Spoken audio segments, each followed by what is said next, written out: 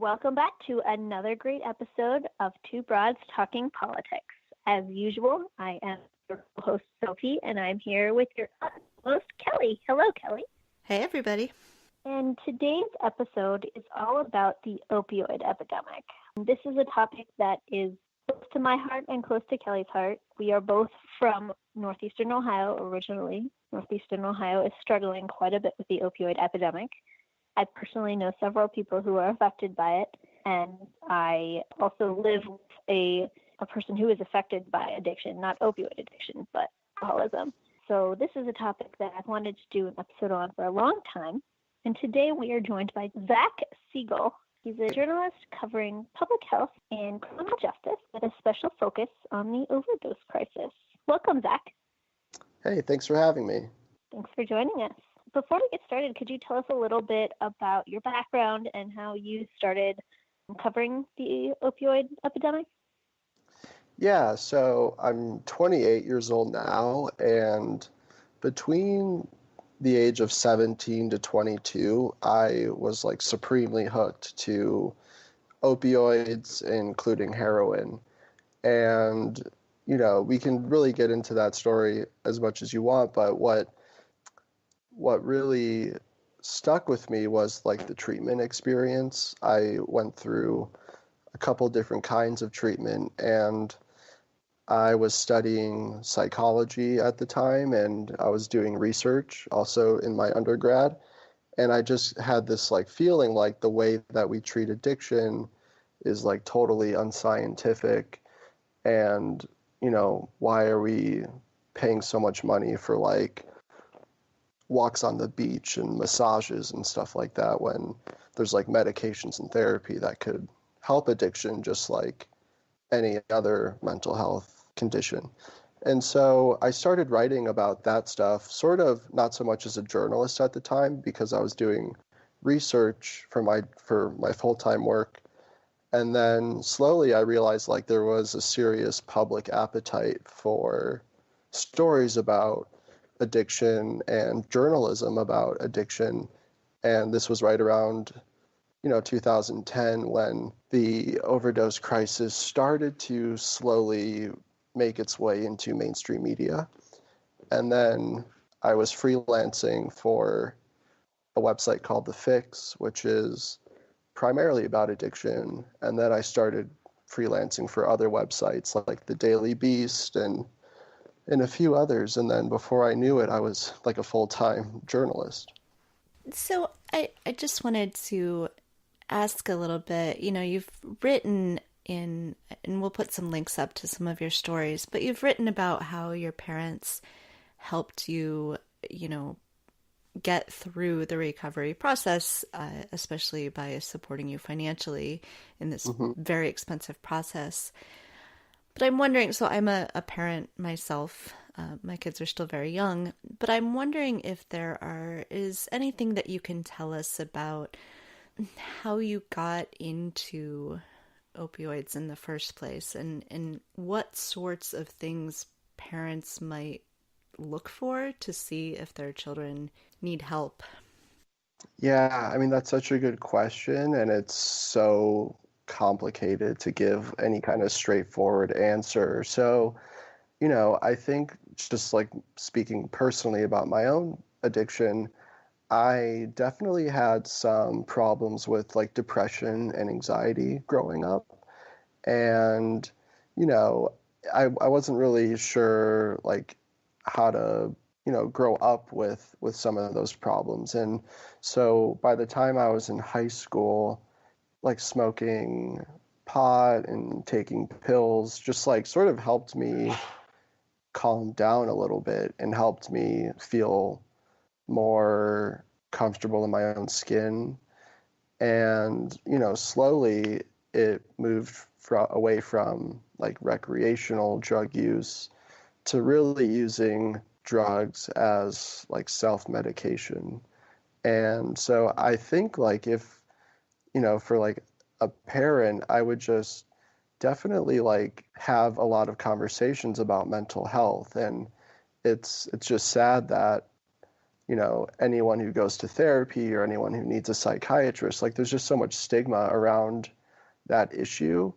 And I think if families could be more comfortable talking about what's happening emotionally, and maybe there's no urgent crisis, but maybe just having a therapist or someone to talk to early on could be a big help in these situations. So I think just having like really open and non-judgmental conversations about mental health and drugs from a young age would probably be like a good way to at least put the subject on the table. Mm-hmm. Thank you for that. So let's back up a second. Let's sort of establish what we're talking about when we say the opioid epidemic. I think a lot of people hear about it on the news, but I'm not sure that a lot of people understand what we're talking about when we say the opioid epidemic. Can you tell us a little bit about what you've learned from your own research about like the nature and the scope of the problem? How is it an epidemic? Yeah, so that's a really good question, because I think we just take it for granted as journalists that people know what we're talking about. And I think taking a few steps back, so there's sort of a mainstream narrative about the opioid epidemic. And that narrative goes something like this. So in the 90s, there was a concerted effort by doctors who treated pain to get opioids to their patients. We were significantly under-treating chronic pain in this country. And, pain is real, and people who have complex medical problems and where pain is the chief symptom, they need help, and Western medicine has given us opioids to help them. So as the sort of stigma in the medical community around opioids began to dwindle, doctors became more comfortable prescribing them. So this was all happening in the 90s. And within a period of about 10 years, by 2000, the rate of opioid prescribing skyrockets. Like, it just astronomically is out of proportion with the level of pain people have. And so, the story goes, it's like overprescribing caused a bunch of people seeking opioids for pain in medical care settings to get addicted. And there's a few problems with that main story. And, we can get into sort of like the problem with the chronic pain patient community, because right now there's definitely a lot of people who need opioids for pain, but this isn't the population that's overdosing and dying. So around 2007, 2008, there was a huge shift in people beginning to use heroin instead of opioids. So there was a ton of people taking prescription opioids who definitely didn't have the kind of symptoms that required massive amounts of this drug. And so what happens is, as companies are getting in trouble for, manufacturing a ton of opioids and all these marketing campaigns to get doctors to prescribe them, they began to change the formula of their drug to make it harder to abuse. And by abuse, I mean like crush and snort and inject. So once the pills became much harder to sort of, get high off of, people began using heroin. And so heroin has been the number one driver of the crisis for like the past couple years, I want to say. But what's happening increasingly now is sort of like this third stage where we went from a prescription pill crisis to a heroin crisis, and now we're in the midst of an illicit fentanyl crisis. And fentanyl is a super potent opioid that no doctor is prescribing. Like, doctors prescribe fentanyl patches and things like that to terminally ill cancer patients, but that's like a highly controlled substance, and it's hard to get that on the black market. So the theory is that manufacturers in China are producing large amounts of fentanyl. And because it's so potent, you don't need a ton of it. So you can just buy, like online or over the internet, just a small package of fentanyl and put it in a batch of heroin to extend its market value. Mm-hmm. So within the last, decade, the opioid epidemic has totally become this dynamic, evolving crisis. And I'm hesitant to call it an epidemic because it's not like addiction is something like tuberculosis or the flu where you catch it. It's not like if you're exposed to opioids, you're going to become addicted to them no matter what.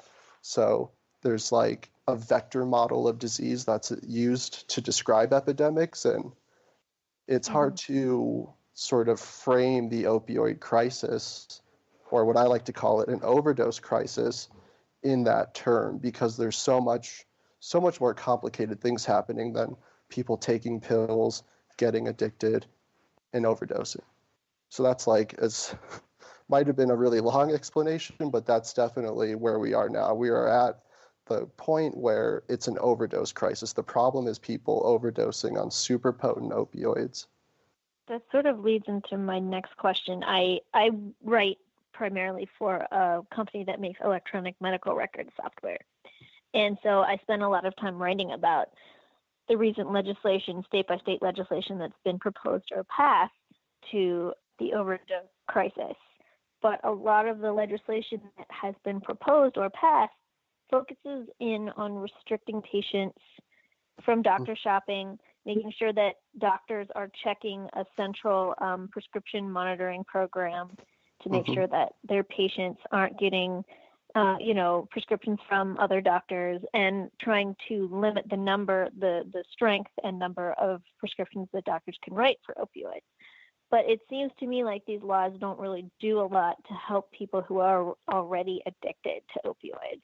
What steps do you think that states or the federal government could take to help people who are already addicted to opioids get help? Yeah, that's such a good question, because it seems like by restricting the quantity and potency of painkiller prescriptions, what they're really doing is trying to prevent future cases of addiction. They're trying to prevent the next generation or the next cohort of people who will be exposed to opioids by their doctors from getting addicted. And, that's smart. That's something we need to make sure of. Like, if I get my wisdom teeth out, I don't need a months-long supply of painkillers, maybe a week tops, right? And then even then, after a couple days post-surgery from a tooth extraction or some other sort of minor surgery, you don't need the painkillers. So what definitely needs to stop is giving someone a month's supply for a pretty minor, acute, short-term pain. So that would be a good thing. And I think, more or less, a lot of states are on board with that.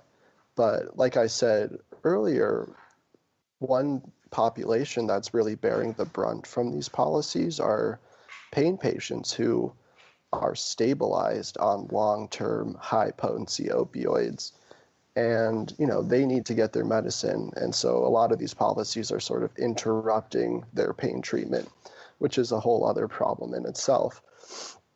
But I think just this problem is way more complicated than just reducing the amount of opioids out there. And so with all sort of drug war policies, the goal is to get drugs off the street. At every turn, we need to make sure that there's less and less drugs out there. And the problem is over the last decade, the last 2 decades, all the border patrol, all the interdiction, all of the crackdown on trafficking has not netted good results. Heroin is more accessible and cheaper than it's ever been. And so the logic of just trying to crack down on the supply of painkillers or heroin or whatever